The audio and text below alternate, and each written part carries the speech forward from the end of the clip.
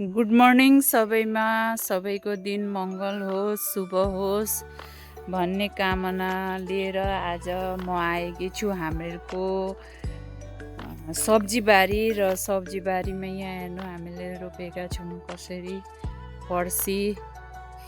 यहाँ हेर्नु साथी हो एकै ठाउँमा यहाँ 4वटा फर्सी फलेका छन् र यसरी नै अरूतिर पनि यतापट्टि पनि एउटा फलेको छ। अरूतिर पनि धेरै यहाँ फर्सीहरू लागेका छन् तर पानीले गर्दाखेरि चाहिँ फर्सी कुँदैछन् एउटा एउटा। र यतापट्टि चाहिँ हामीले रोपेका छौँ हर्दी पनि अब सधैँ डेली नै चाहिन्छ, त्यसले गर्दाखेरि हर्दी चाहिँ यसरी रोपेका छौँ। र कस्तो लाग्यो हाम्रो सब्जीबारी। गाउँमा बसेपछि चाहिँ केही न केही अलिअलि गर्न मन लाग्दो रहेछ। र यता चाहिँ छ हामीहरूको तामुलको पुलीहरू। यो तामुलको पुली चाहिँ यस्ताले थली सारेको परैसम्मलाई थली सारेको छ। र पानी आएकाले गर्दाखेरि तामुलको पुली पनि राम्ररी सरक्कै सरेको छ। कति राम्रो भएर हेर्नु न।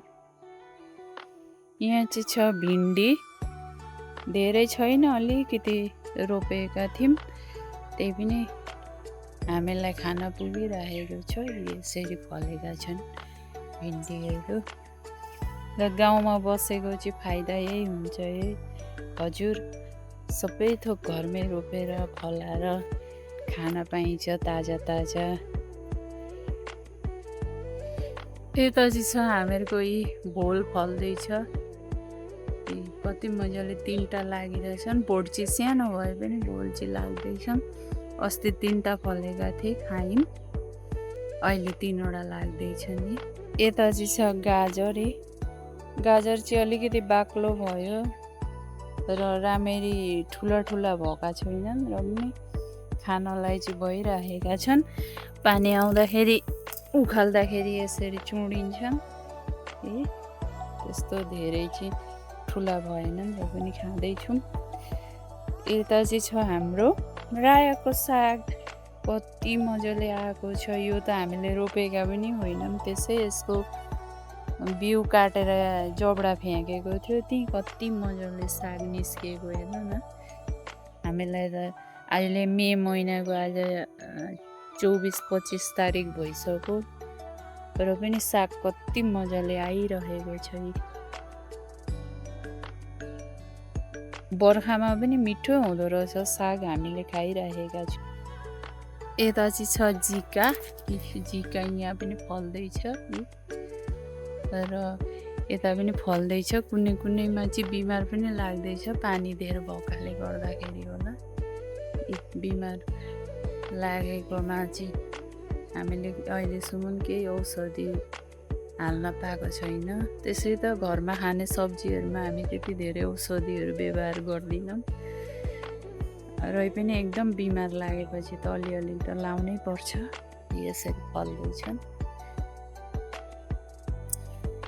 गाउँमा बसेको फाइदा चाहिँ यही हुन्छ है साथी।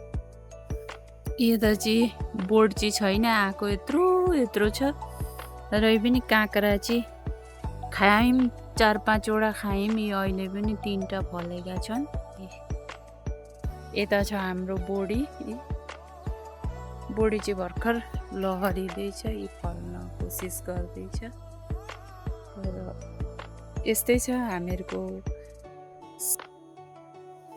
आज चाहिँ म सागै टिप्नु पर्यो, आज सागकै सब्जी बनाउनु पर्यो।